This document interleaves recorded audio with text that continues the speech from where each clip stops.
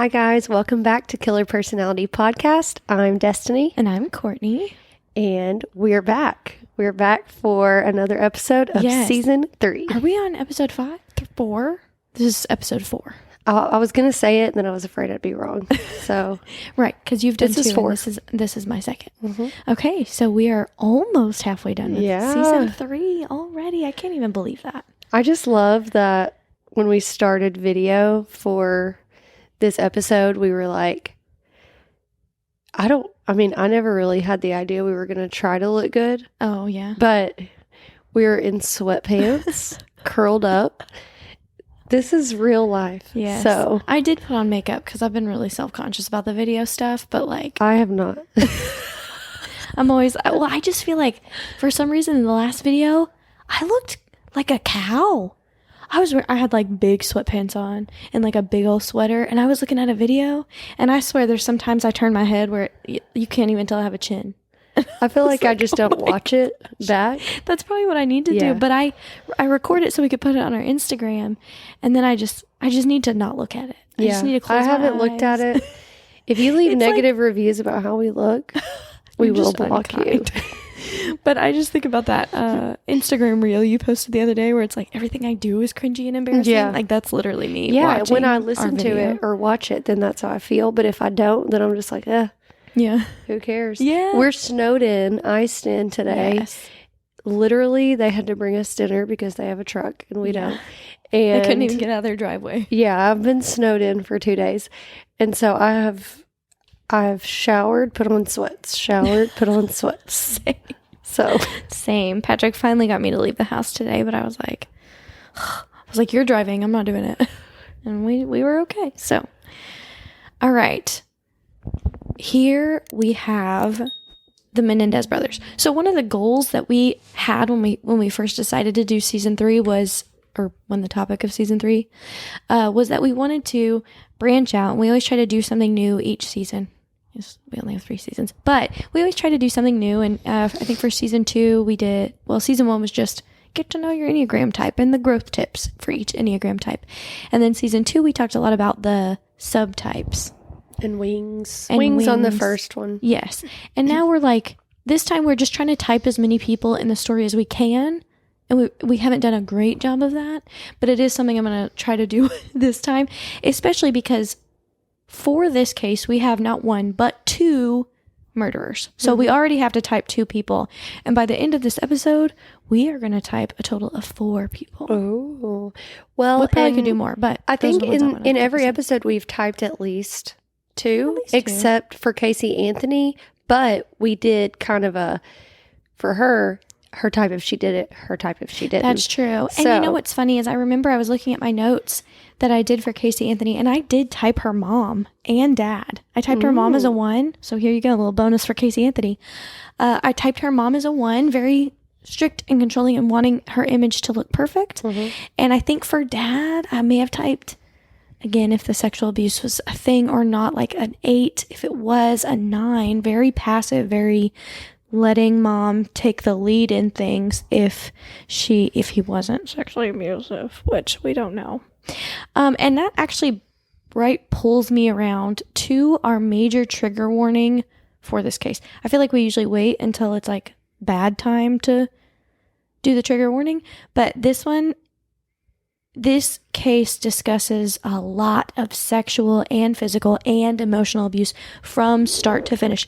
There is not a part of this case that I can talk about that doesn't really involve sexual abuse or abuse of some kind from a parent to their child, and in this case children.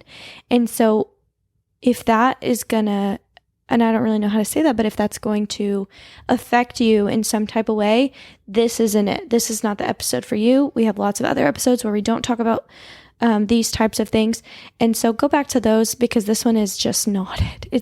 This one's going to be rough, I think. That leads me to, I haven't even told you this yet. Someone at work was saying, can I just say that my wife is obsessed with y'all's podcast? Another fan? And he said one of the things that she liked about it was that it's not like too scary, Uh-huh. which that's one of our goals. Yes.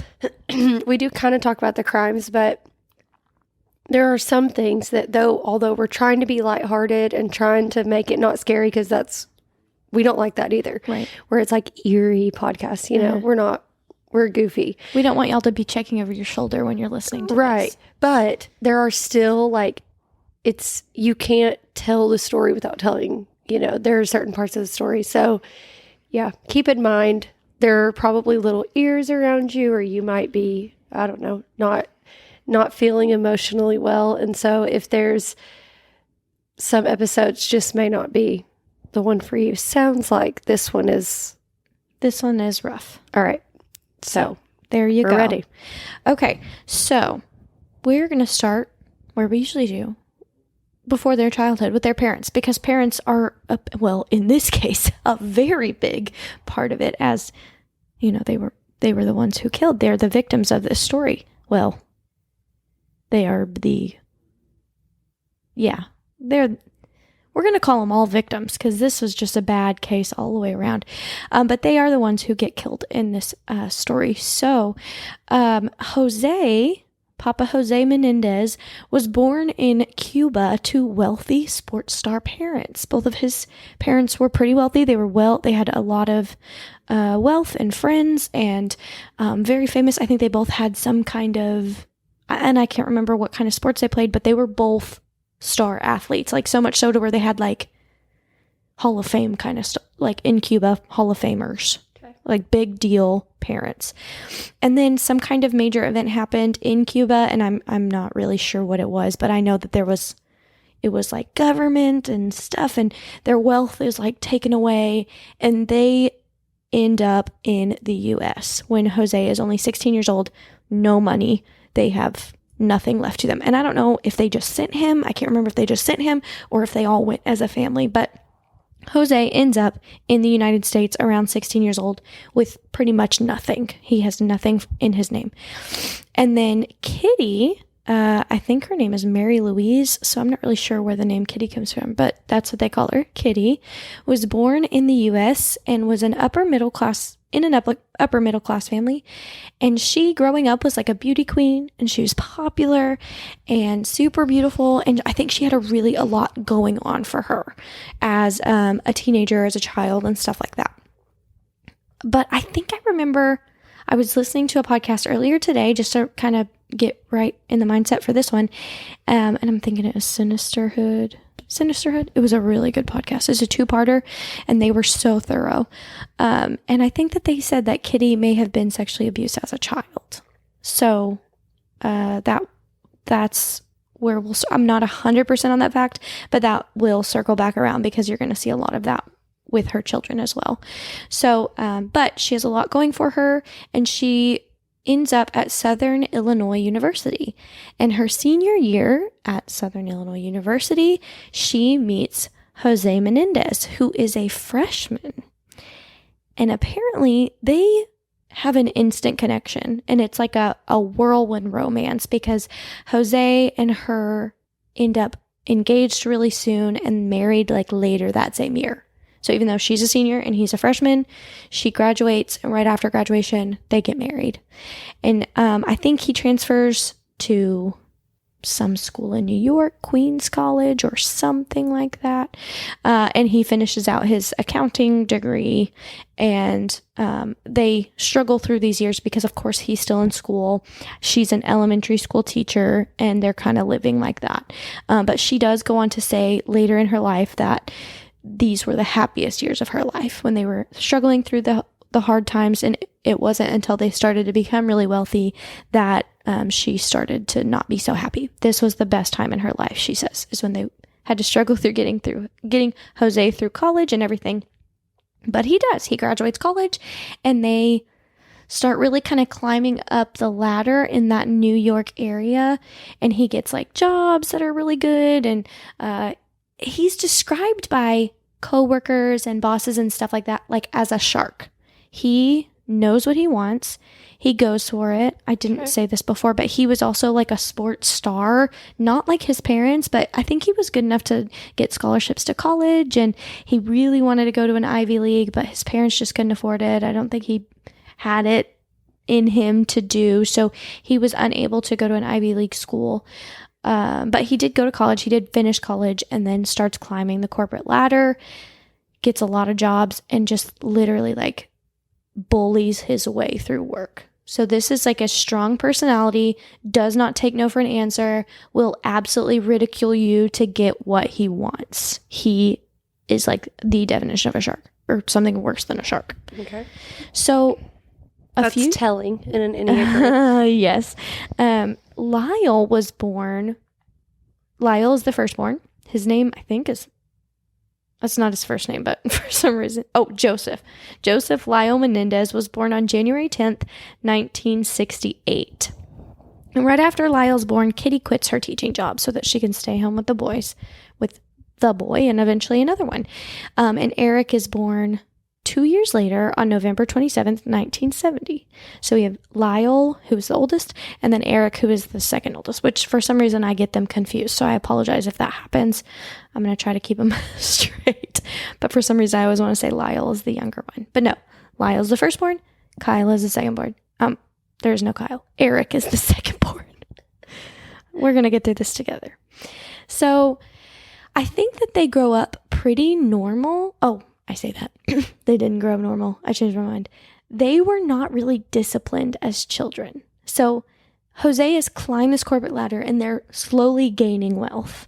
And they get through this. And Kitty and Jose apparently have like this very open kind of boys will be boys kind of attitude when it comes to disciplining their children. So they just don't.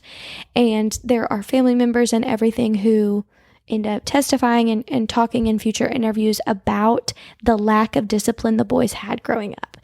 I think one of the aunts would say, one of Jose's sisters would say that they would come through her house like tornadoes and they would break things and they would mess things up and they would destroy her house. And Jose really just didn't care. He didn't make them clean it up. He didn't ever make them say sorry or anything. He just they just weren't allowed to have that kind of attitude. And so they didn't have a lot of discipline as children.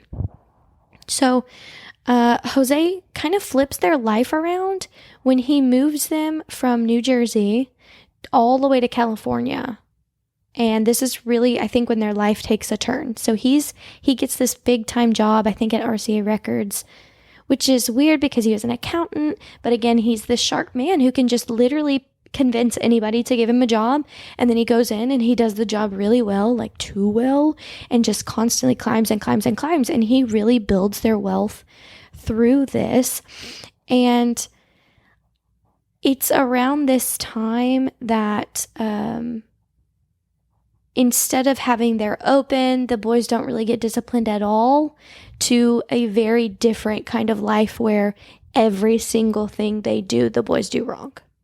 So they've had all this free roaming, this I don't have to do anything, I don't have to have responsibility for anything, to their dad literally like holding them under a boot, like you will do things my way or you won't do them at all. So he goes from very, boys will be boys, to very, no, you will do things, there is no other option. So my way or the highway. And there is no highway. It's just his way. So much so to where neither boy was very bright, and they were popular and well-liked, and they have a lot of money already. So growing up, they didn't really have to want for anything. But the boys weren't very smart, and many of their teachers go on to say, like, it's nothing really special there. And in fact, they would bring homework that would seem like, wow, this kid is really intelligent. And then they would take the test, and it would be like nothing like what they were doing on their homework. And so I think it's kind of believed that either Kitty and Jose were doing the boys' homework so that they could get good grades and get into college and whatever. But obviously the teachers were like, we know this isn't your work, because we see it when you take your tests. So that's kind of the situation growing up. And because Jose was this sports star and his parents are really literally sports stars, he forces them into a sport and they pick tennis. And apparently they're pretty darn good at tennis. Both of the boys had, they would hire personal coaches and they'd be coaching all the time. And now, more testament to Jose's temperament, he was a very hands-on father when it came to tennis. So he'd hire a coach and then he would like scream at the kids to do things over the coach. And the coach was like, why am I here? You're like taking over.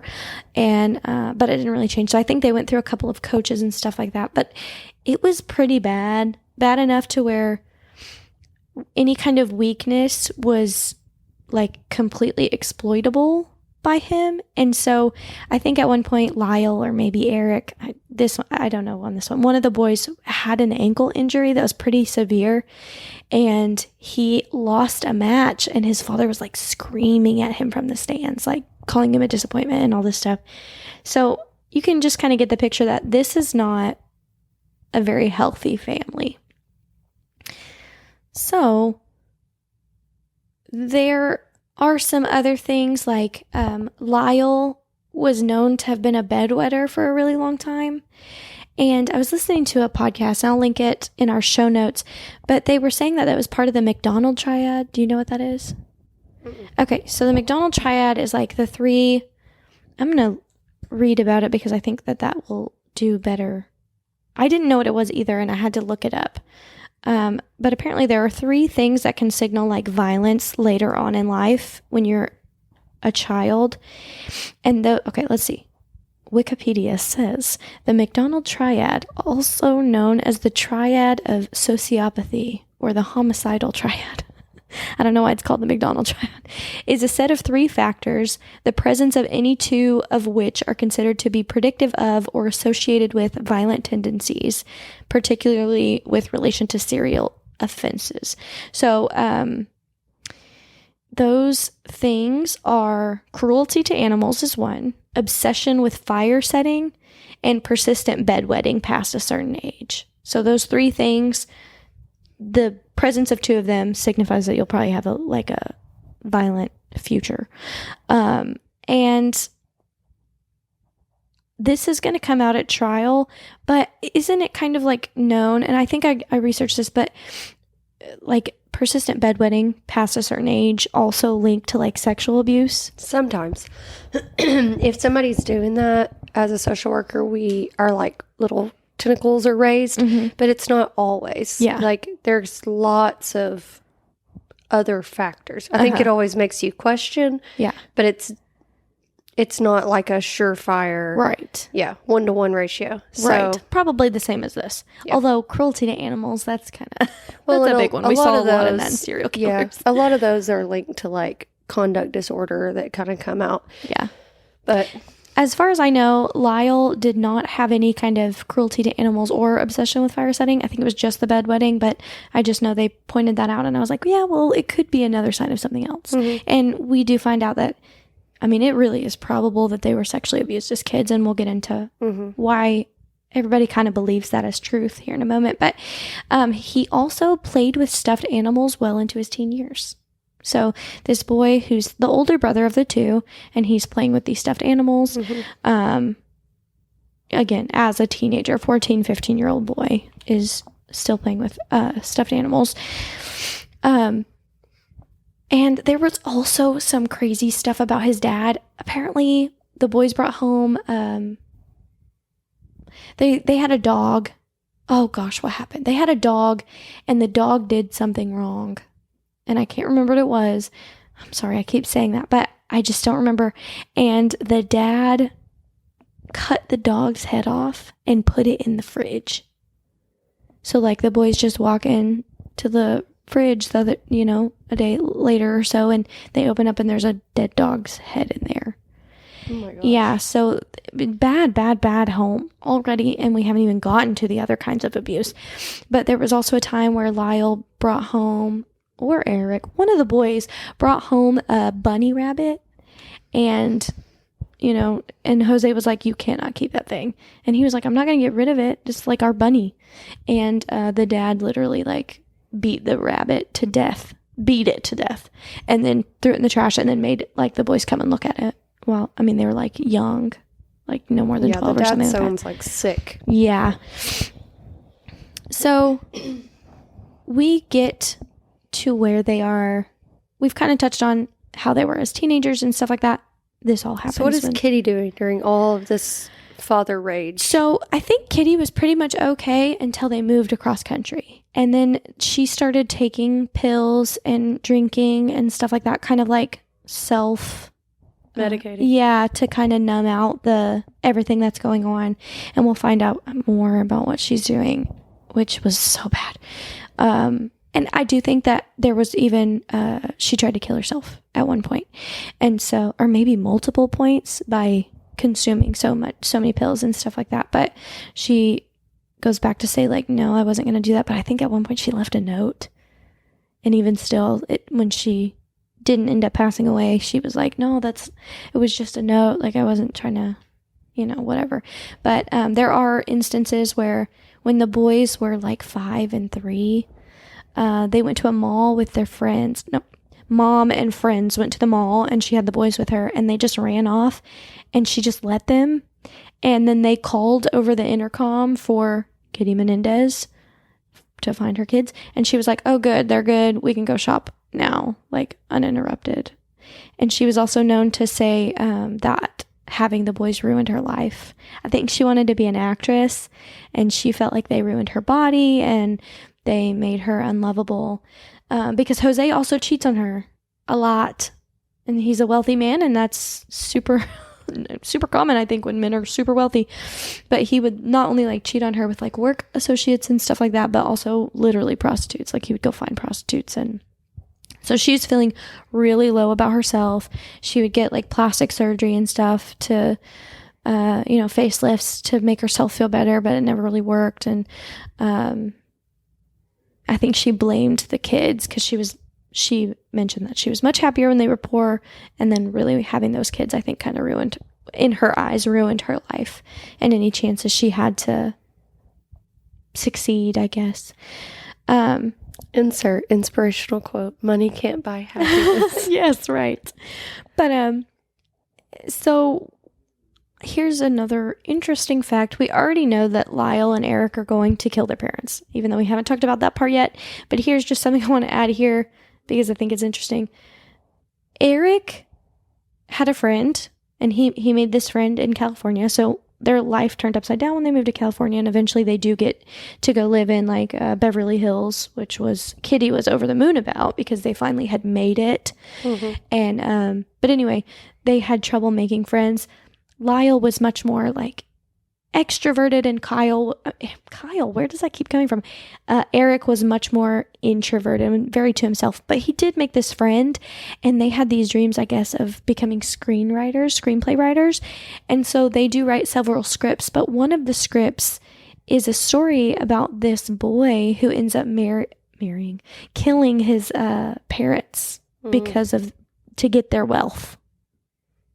So I think that's kind of an important thing that we're going to see in the future. But so a couple of days before Kitty and Jose are killed, the whole family goes on I forgot that Lyle went to Princeton. And he didn't get accepted to Princeton the first year because they didn't really have that great of grades. But Jose made a rather sizable donation, and he just so happened to be accepted the next year. So he gets to Princeton. Within his first semester, he is caught plagiarizing, and he is suspended for the rest of the year. And they said, you can try again next year. And so Jose, of course, is like... livid. Yes, so mad. And I guess Lyle just finds his way back home because... he gets... Jose forces him to work for him. So he's working in the same like movie industry kind of company because now that's, I guess, what he's involved in. And Lyle does such a bad job because he doesn't show up, because he doesn't care, because he's just this rich boy who feels like he can't get fired because his dad's a bigwig at the company, and they have to fire him. And it's that bad. And so Dad's just, a ball of disappointment. toward his son. And then it said that they all go on this fishing trip together like a week before. And the captain of the boat said it was super awkward because we didn't even fish. Nobody wanted to fish, but everybody just was like, Kitty was down in the, whatever you call the basement of the boat. She wouldn't come out, and Dad was on one side of the boat and the boys were on the other side of the boat, and nobody was talking, and he was like, it was really weird. But then, of course, a couple days passed, and then Kitty and Jose are murdered. It's going to get a little gruesome. I'm just warning you right now. But Kitty and Jose were shot so many times that they were unrecognizable at like a point blank range with shotguns. So it was like gruesome. So they were at their home. They live in Beverly Hills. Mm-hmm. In a mansion that apparently Elton John had once rented. Oh. Yeah, so like big deal. And it's a big, beautiful house. And so they had been watching a movie on the couch. And Jose had been sitting there watching the movie. The boys live there?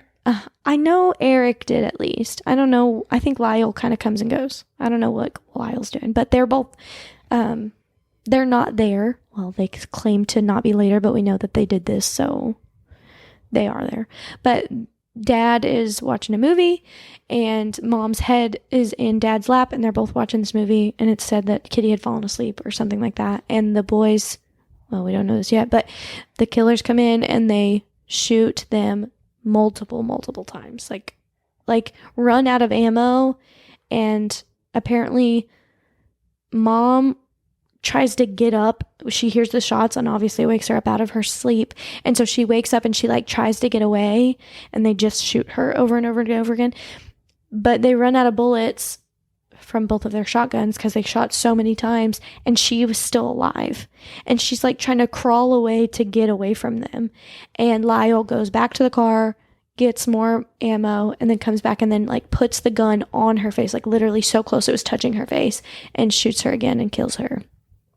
Yeah, so it was horrible and gruesome. And of course, now I know that I've told the story a little bit crazy because I've said their names, but you know already that they did this. So Lyle and Eric Lee, I guess they change and shower because there's so much. Mm-hmm. They said there was brain matter everywhere, on the ceiling, everywhere, because they had just been shot so many times. And so I guess they change and get dressed and everything, and then they leave and they go to the movies to get their alibi, but the movie was sold out, and the ticket guy wouldn't sell them a ticket that was past the date. He's like, the movie's already started. I'm not going to sell you a ticket to that. It's already full anyway. They're going to go see the Batman movie. And so they went to go see another movie. And then they also tried to contact their tennis coach so that they could try to like set up an alibi with him. Like, no, I couldn't have done it. I was over here. And they kind of wait for someone to call the police, but hours pass by and they don't hear anything. So they go back to the house and there's no police there yet. And so they go in and they call the police, and they're like screaming and crying on the phone, and they kind of stay in the house until the police arrive, which obviously they said in the 911 call. I listened to part of it, and, you know, he says like, someone killed my parents. And it's like, they're hysterical, which of course you would be like, even if you're trying to fake being sad. And even if you are like, holy crap, I can't believe I did this. Mm-hmm. So, but anyway, they're hysterical on the phone. The police get there. They both kind of run out into the yard and they're sobbing, and Eric throws himself on the ground, and it's just like this whole big show. Theatrical. Yes, of grief.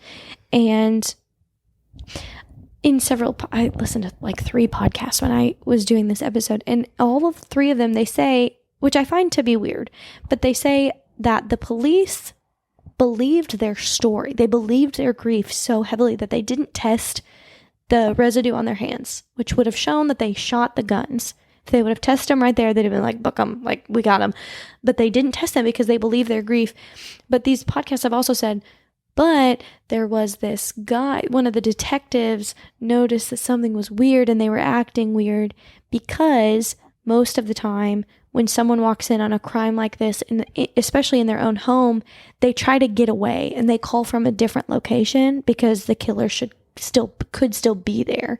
And so most of the time when you walk in on a murder like that, you run away and you go to somebody else's house and you call the police from there.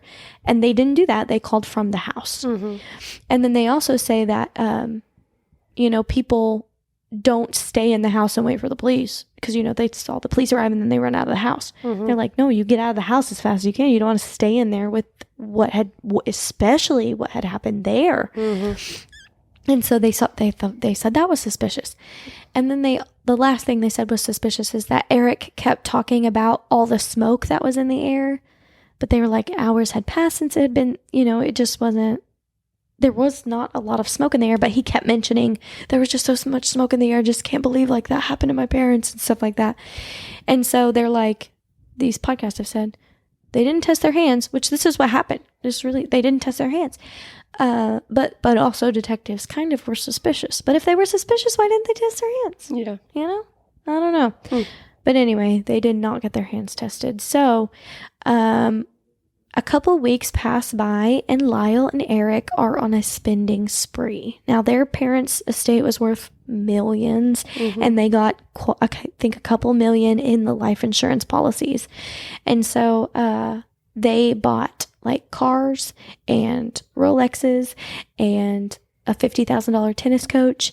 And I mean, just stupid stuff, outrageously spending. And I think that that's kind of what led the media to this, because we are talking about media circuses, and this one is no different than any of the other ones we've talked about. It was heavily publicized, and so much so to where the media painted these boys to be like rich, spoiled, which, yeah, they were. But they kind of showed, I think they helped prove that these boys were guilty because they wanted their parents' wealth. But all of their family members have come back and said, that was not strange. Their spending was not strange. They've literally lived this way almost their whole life. They have always spent this frivolously. They've never had to do anything without living that frivolously. Right. So, I don't know. I think that's kind of, it just proves like the whole media circus can ruin a trial. And it might not even be a fair trial, because when you're hearing in the news over and over and over again about these spoiled boys who just wanted their parents' wealth and couldn't get it fast enough, and so they offed their parents, it's just kind of, I don't know, it's kind of heartbreaking. Yeah. So we get to trial, and there, I think, were 3 trials. So the first 2 trials I think they happen at the same time, but they're 2 separate trials. So they have 2 juries, 2 defenses. I don't know about the prosecution, but like Eric and Lyle both have a different attorney. Oh, okay. And they have to like, I don't know how this trial would have worked, but this trial was on like court TV. Like it was like a big deal, and you could see everything. And there are videos everywhere about their I was going to say testimonial. That's not quite right. I don't know, their comments that they made on the stand. I can't remember what that's called, so y'all will have to help me there. But, so, and then they have another one later because this one ends in a hung jury. Like they can't come to a conclusion on either case, so they end up having to go to trial again. The second trial was not publicized, and it comes out, they have a guilty verdict.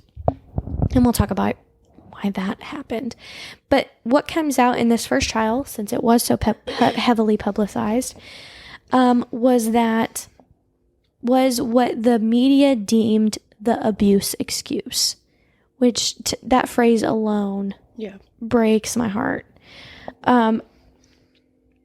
But Eric and Lyle claimed that they were sexually abused starting at the age of 6, both of them starting at the age of 6. And I think that... So they did admit to it? The boys? Yes, to the murders. Okay. They did. Yeah, so I think... Oh, I didn't even talk about this, but one of the shots that they fired was in the left knee of both Jose and Kitty, and apparently that's like a mafia thing. They shoot you in the left knee to show like this was a hit, I guess. And so I guess that's where the detectives were looking first as to if it was a mafia hit. And the boys are, of course, spending frivolously, and they get bodyguards because they're playing into the whole mafia thing. That was like so the attention was directed off of them. They were trying to prove it was a mafia, so they would like hire bodyguards because they were scared, but then they would go out and spend a ton of money, so they weren't really scared, but they also know who did it. So and I think that I was about to skip this whole part. Eric is overcome by grief or fear, I don't know, but he becomes, I think, a little bit suicidal, and so he goes to see his therapist, Dr. Oziel, who we find out is a quack. And isn't it funny that kind of always happens in cases like this where, okay, you just had to have that one therapist that was that bad? Like, come on. But anyway, he goes to Dr. Oziel and he says, I did this. Like, I cannot live with myself anymore. I did this. And kind of details everything out. I killed my parents, all that stuff. And then Lyle finds out that Eric told his therapist. So Lyle comes to the therapist and they're talking to each other, and he's got Eric there and they're all talking, and apparently somehow comes out he's like, well, now we got to kill him too. And Eric's like, not killing any more people. I like cannot do that again. And so Dr. Oziel, in fear for his life, tells his mistress, oh my gosh, who is a patient of his. Oh, good.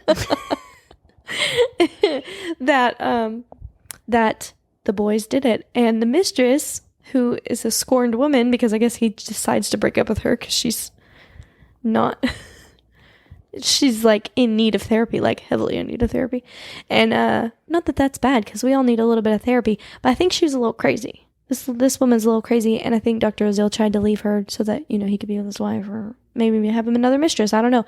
But she doesn't like that. So she goes to the police and was like, he told me this, and guess what? He also unethically recorded it. So he's got recordings of it, of the boys confessing. And it ends up, he did record it, and it was so bad. And so there's details of how they did it and what they did and what they thought and everything that was going on. And that's kind of how they get caught. So police get Eric, and I think Lyle was in Israel studying tennis or something, having his big great awakening, all this. And they get him to come back to the U.S. He's arrested, and they're both charged with the murders of their parents, of course. They allow these tapes to be used in, I think, all but the one where they really go into details. But they allow the tapes to be used in court. And I think that it was kind of a loophole because there's the patient. Well, if you get subpoenaed, I mean, my records get subpoenaed. Like, there are times that any kind of custody case or abuse case or something, if my records get subpoenaed, then... Yeah. I think it was just a big deal because of the way he told his mistress, and she went to the police, and it was just kind of crazy how all that happened. Plus, he wasn't supposed to be recording in the first place, or what? I don't know. But it doesn't happen like that. But. Yeah, it was very weird, and they still allowed them to use all but the one in court. Which, when you get to court, they say, the defense is like, they did this. There's no doubt about it, but this is why they did it. And so then they have to paint the picture. They never say these two did not commit the murders of their parents. The defense is like, yeah, well, they did it, but here's why, and you're going to understand that this is bad. So Dr. Oziel, all that stuff. So, of course, then now we're circling back to the abuse excuse, and I say that in air quotes because that's what they called it. But Lyle testified that he was sexually abused both by his mother and father. So apparently Jose started sexually assaulting him from the ages from 6 to 8. And I'm thinking I think that from his comments that he was abused from those ages, after 8 or so, it stopped. And he said at least from his father. But Lyle also said that his mother would insist on bathing him well into his teen years. So he's a teenager, and his mother is still giving him baths and wiping him down and stuff. And then she would make him sleep with her and then like force him to fondle her while he's a teenager. So this is mom, who's also on drugs and drinking a lot.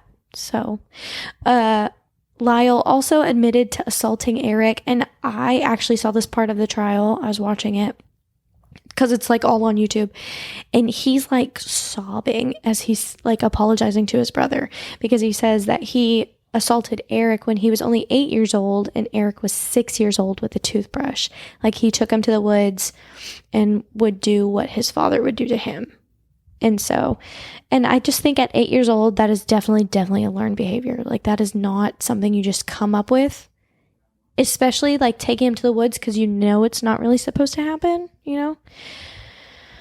But, and then, so Eric testified that he started getting sexually assaulted right around the same time that Lyle did, when he was 6. So I guess when Lyle's abuse stopped is when Eric's would have started. So if what Lyle said is true and he was abused from 6 to 8, by the time he turned 8, Eric would have been 6. So he started getting assaulted by his father around the same time, and he stated that it continued all the way up to the murders. So it did not stop. It kept going. He was 18 years old and still getting sexually abused by his parents. And I don't know if that was both or just Jose. And it could be really easy to say that it was an easy excuse for them to have because the parents couldn't defend themselves.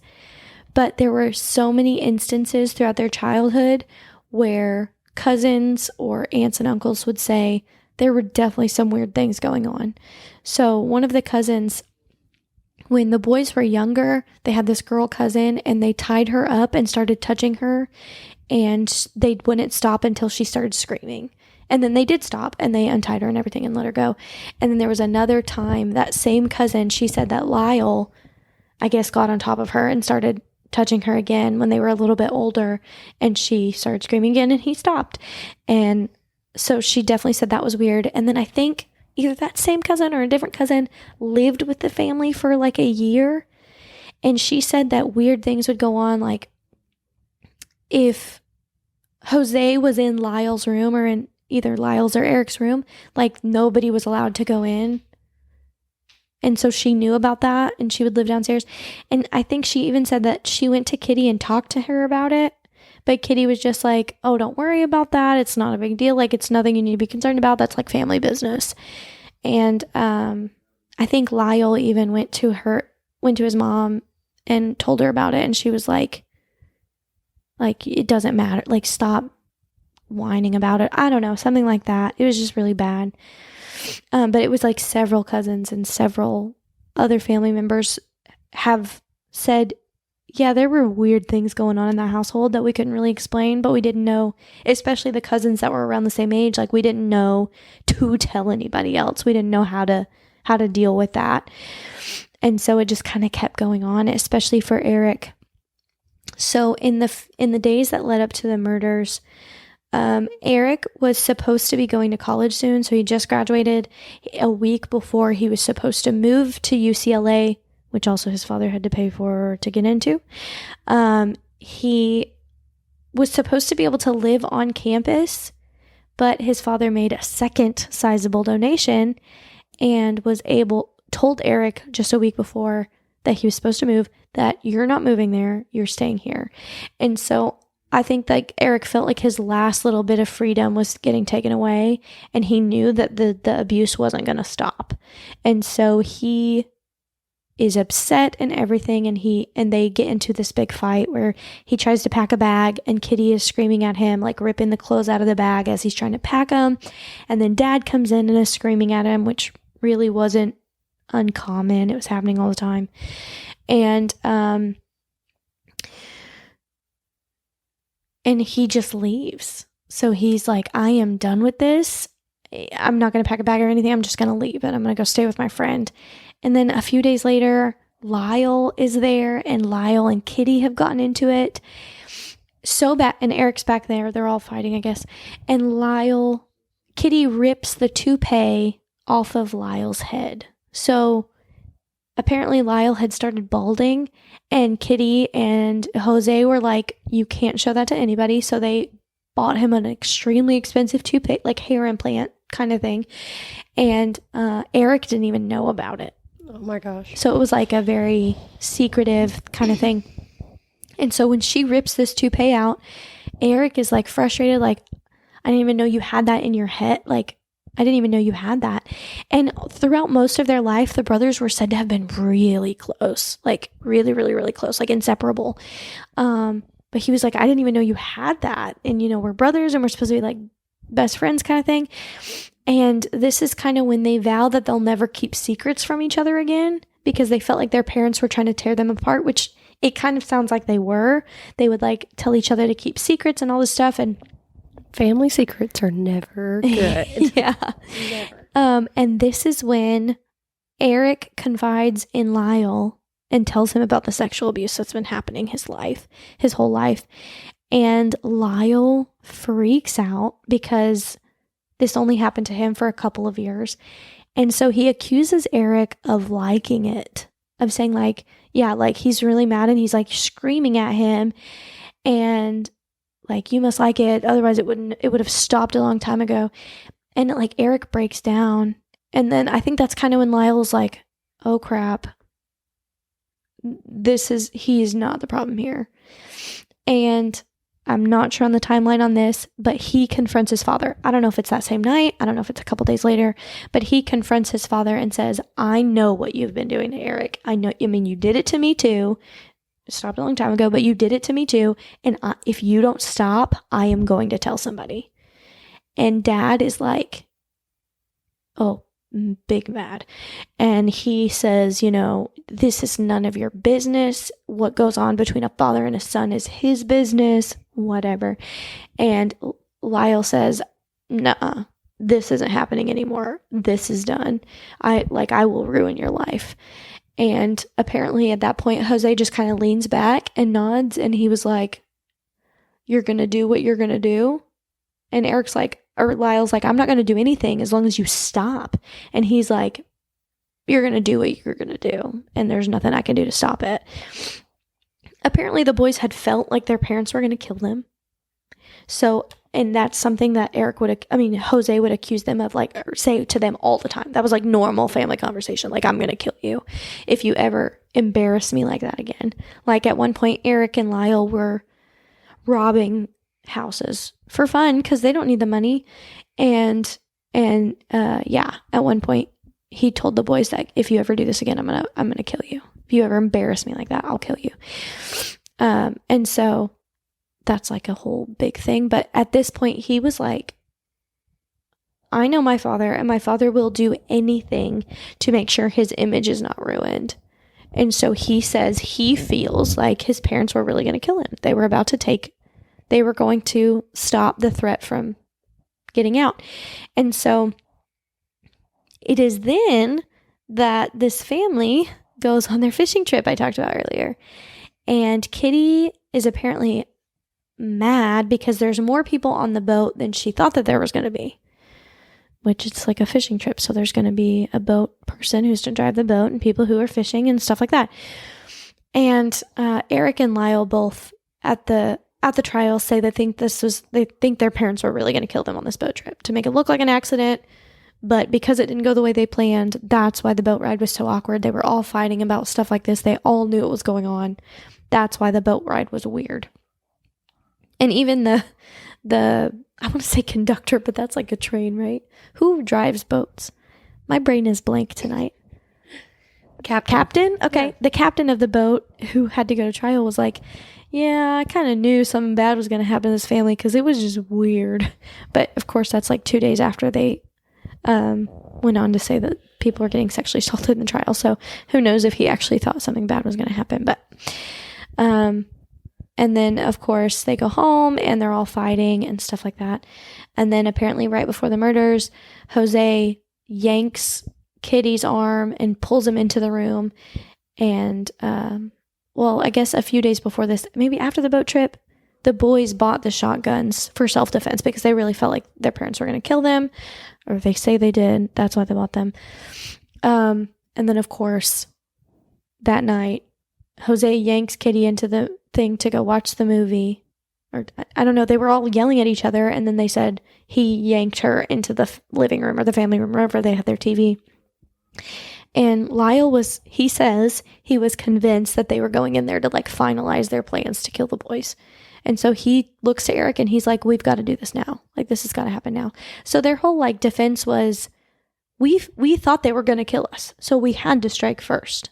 Like, we really thought they were going to come at us, which I don't think was a super great defense for them, because they bought shotguns. And then not only did they buy shotguns, their parents were not actively coming at them. It's clear that they were sitting on the couch.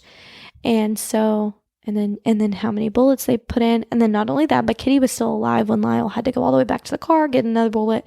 So how do we know those facts? Which facts? The boy, like, that she was still alive. And I think it's because of, like, blood patterns and where, like, you can see shots and stuff like that. I think it's pretty much just, like, good detective work that they were able to say, this is what happened and this is how long it took her to get over here. And I also think that Lyle and Eric told Dr. Oziel exactly how it happened. So I think it's kind of recorded into that and shown to the courts. Yeah, so I think that pretty much covers everything. In that same trial it's the hung jury, so they don't get they have to do another trial. And I think the second time they're tried together, so they don't have to go through the whole hoopla of switching the juries or whatever they had to do to try them both separately but at the same time. I don't know. But I think the second time they're tried together, but they are not allowed to use the sexual abuse history because there's no way to prove it. So in the second trial, they're just found guilty and sentenced to life. But there was an issue where the judge would not let them be charged with manslaughter, like in a self-defense kind of way. It was like murder or nothing. Like, they're found innocent. And obviously they had admitted to doing it. Then to add on the fact that you're not allowed to even use like we felt scared for our lives, we had been sexually abused our whole life, defense, then of course they were found guilty. They did it. So, and they said they did it, So that second trial, they're found guilty. And they spent years and years and years in jail, in prison. And I think it was just 2018 when they finally were allowed to be at the same jail cell. So they were just reunited a couple of years ago.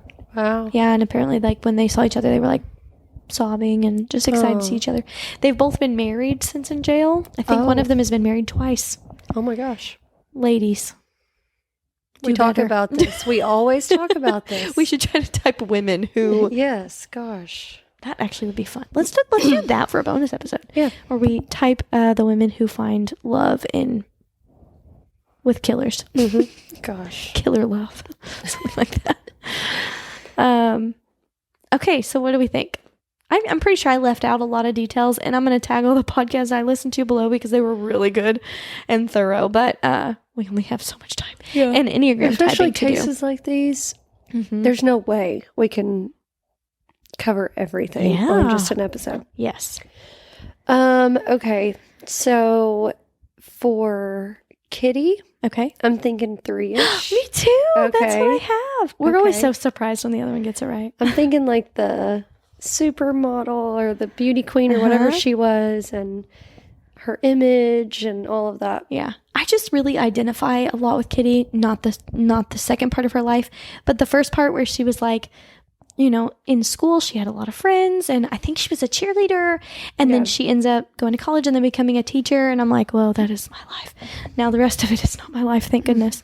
And also I think that Kitty is a 3 because her husband would have been so domineering, and apparently he was physically abusive toward her, and who knows what else, emotionally, physically abusive toward her in front of the boys. So they kind of grew up seeing that. And I just think of when a 3 is in stress, they go to a 9 and they kind of shut down and medicate. And I very much see Kitty as a 3. Yeah. Yeah. Jose, I see as a 9. I mean, 8. I almost said 9. I was like, wow. No, I see as an 8. strong, domineering, can be confrontational. Absolutely. And I was thinking the other day, I was like, man, we always hate on the 8s.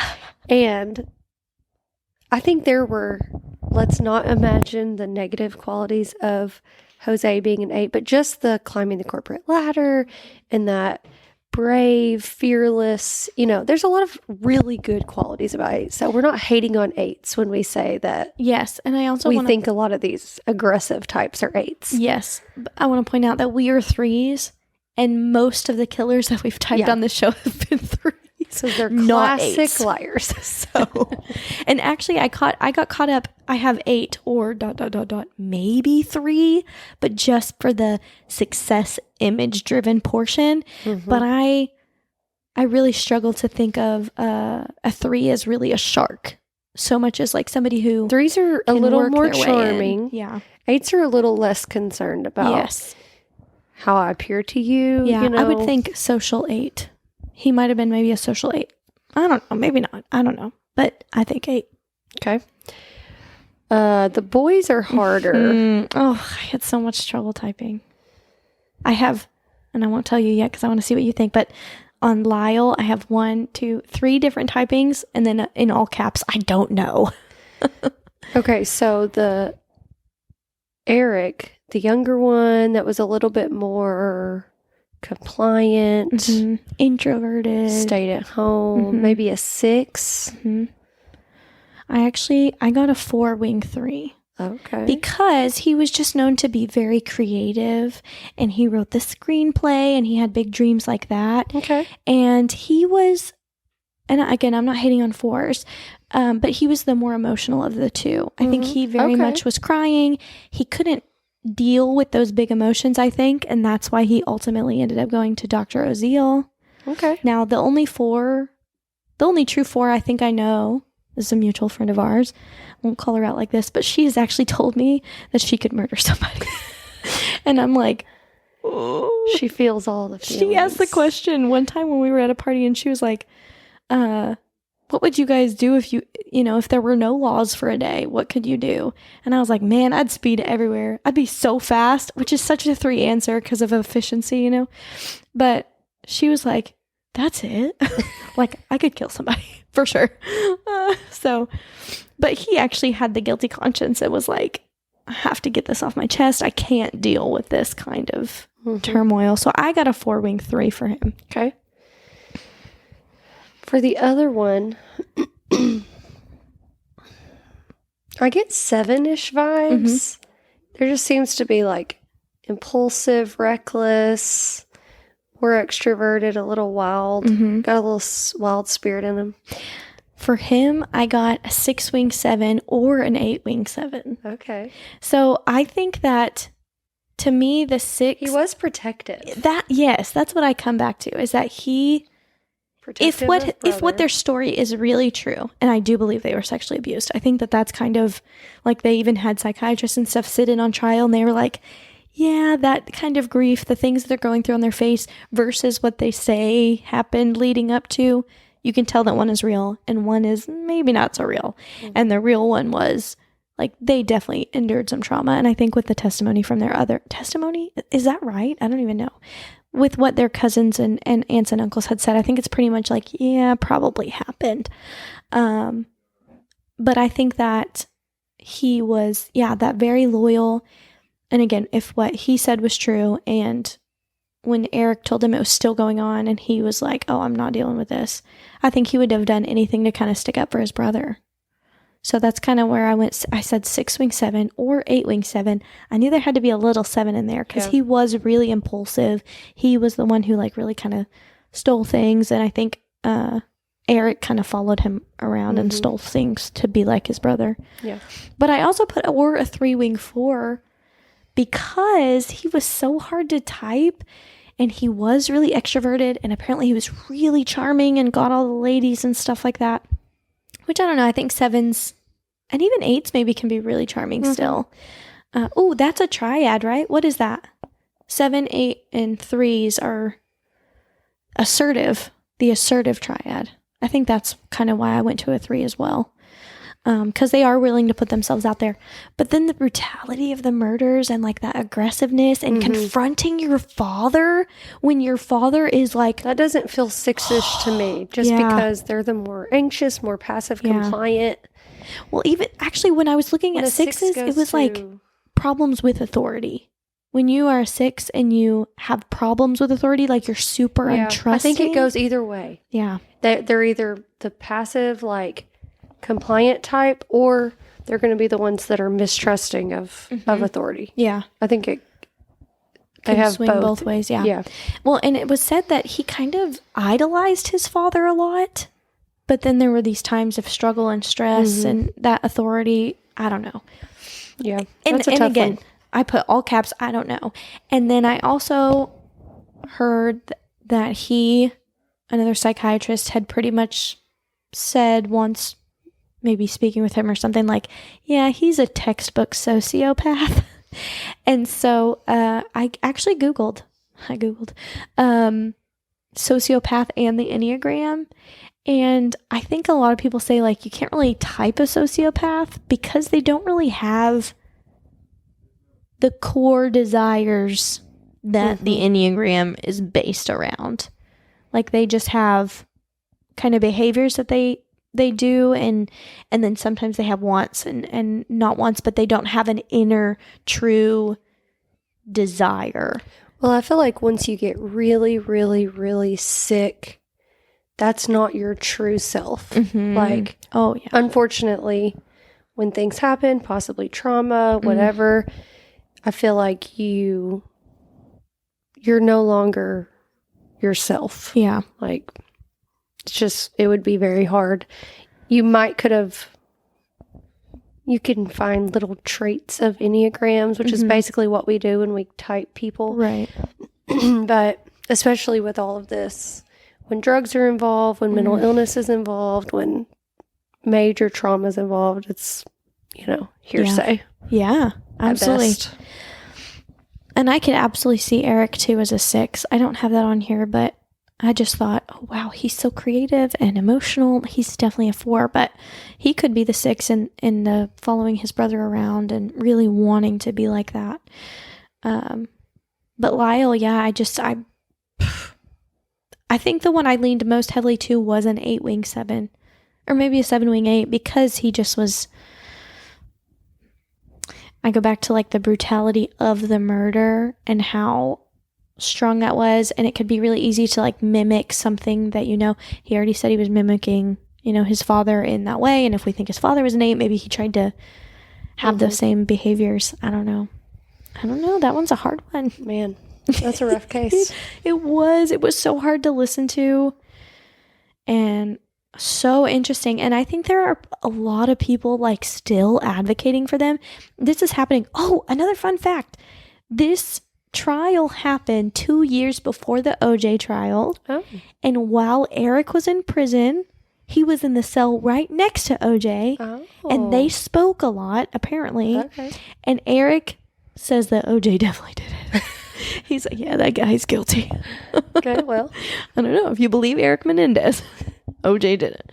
But yeah, I thought that was a little fun connection on there. Fun. Maybe not fun. Fun is probably the bad word.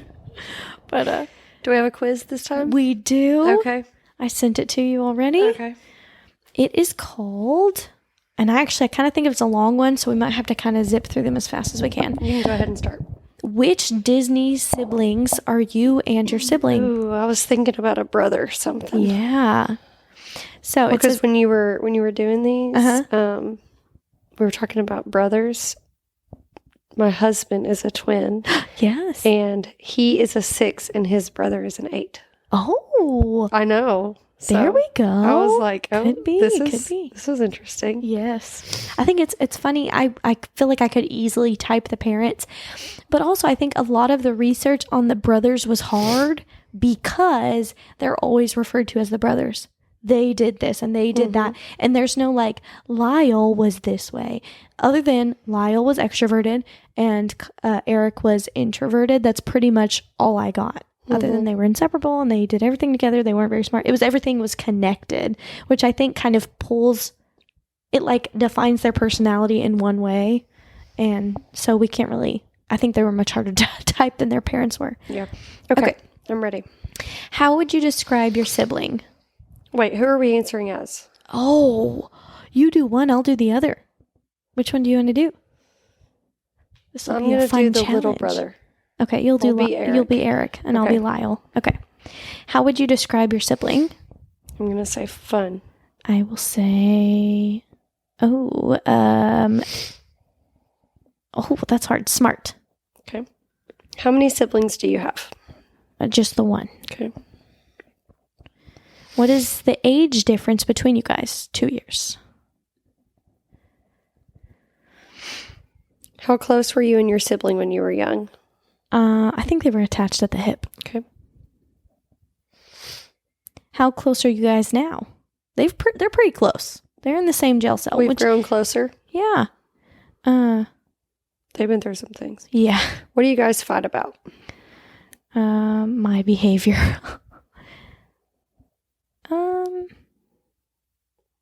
What do we think? I don't know, because they were pitted against each other by their parents a lot, so I know that they fight. They fought because their parents would be like, punch him in the face. Can't believe he did that to you. Like, it was a very toxic home. Maybe behavior? Yeah. What is the worst thing about your sibling? Ooh, the secretive thing is. Yeah. That's a good one, yeah. What is the best thing about having a sibling? I'm going to put, I have people who look out for me. I think the brother looked after Oh, yeah, him. because you're the little brother. I'm the older brother. I'm going to say best friend. How do you and your siblings resolve arguments? When our parents interrupt, they didn't, so. We hug it out. We talk it out. I'm going to say we talk it out. Okay. Which famous siblings are your favorite? Tia and Tamara, Ben and Casey, Gigi and Bella, or the Kardashians? sisters. I feel like the Kardashians. Yeah, I don't know how to answer this one. He would probably like the Kardashians since he was next to OJ. Oh, he probably got true. insider info. Yes. Do you tell your siblings everything? I think Eric would trust him 100%. Yeah, I'm gonna say only a few things. Because I don't think that Lyle told him everything yet. Well, no, I don't. Yeah, I think when Eric said, this has been happening to me, Lyle didn't tell him right away that it happened to him too. Would people say that you're a good sibling? I'm going to say absolutely. What is your sibling's favorite color? Oh, I don't know. Blue. I'm going to go red. Oh, that's dark. Ooh, your parents are extremely bossy. Really cool, very loving, extremely bossy. Do your parents have a favorite child? I think it's hard to tell. They did, but I don't remember. It depends on who is best behaved. I'm going to say that one. But it's hard to tell. Yeah. Which Disney character would be your dad? Mufasa. Maurice. King Triton. Probably King Triton. I think he's the most controlling out of all of these. Okay. Even though he really wasn't. Where would you go on family vacation? Island of Adventure? Six Flags. I don't even know. Fishing like? Yeah, let's pick that one. Okay. What song would your family jam to on a road trip? Fast car. Okay. I feel like that's very sports car. On a scale from 1 to 10, how patient are you? 2. Yeah. Well, it sounds like my guy was a little more patient than yours. Mine's a 6. If you could live anywhere, where would it be? In a palace. Definitely a palace. When it comes down to it, I think part of their thing was fueled by money. Which city would you move to? Probably back to New York. Yeah. Yeah, I think that, yeah. Actually, I think that Eric would have stayed in LA. Okay. Because he wanted to kind of be a screenwriter. Okay. What is your zodiac sign? Oh, I don't even know. We're just going to have to guess. Okay, I'm going to say Taurus. Which superpower would you choose? Mm. I almost think, oh, this is really dark, but invisibility so they could hide. Or flight so they could get away. Favorite season? They were winter babies. They were born in January and November. They killed their parents in the fall. Ugh. I'm going to say winter because it's not as dark. It makes me feel less bad. Favorite Disney movie for them? The Jungle Book. Yeah. Which Disney princess do you relate to the most? Mulan. Yeah, I do love Mulan. Oh no, I'm going to pick Rapunzel. Okay. Because I was trapped. Yes. Who would be your Disney sidekick? Who is Perry? I don't know.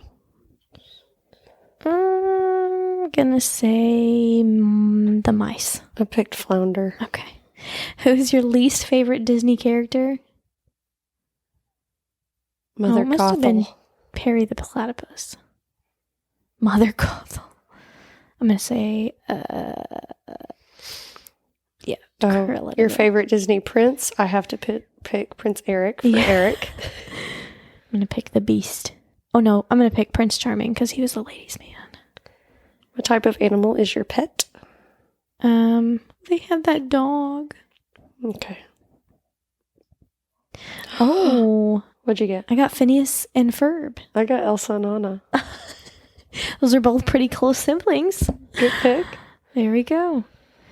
All right, y'all. Okay, if you have a sibling, you got to take your quiz and see which sibling you and your siblings are. Yes. Destiny doesn't have any siblings. So. I'm an only child, so I can't take this quiz. You just have to use your special friend. Yeah. I hate that. Okay, well, please don't forget to follow us on Instagram and follow and subscribe on our YouTube channel, which you could be watching right now. And also, we have our Patreon account, so you can follow us on there. And we will be putting some pretty special content on there soon. We've got some good ideas for some bonus episodes. Yes, and we're open to suggestions as well, so please follow us there. We have I've been sharing all the YouTube videos, and you get a little bit earlier access to the podcast, so definitely come and check us out over there. And then last but not least, please, please, please leave us a review. We would be so grateful for it. Yeah. We'll see you next week. Bye, y'all. Bye.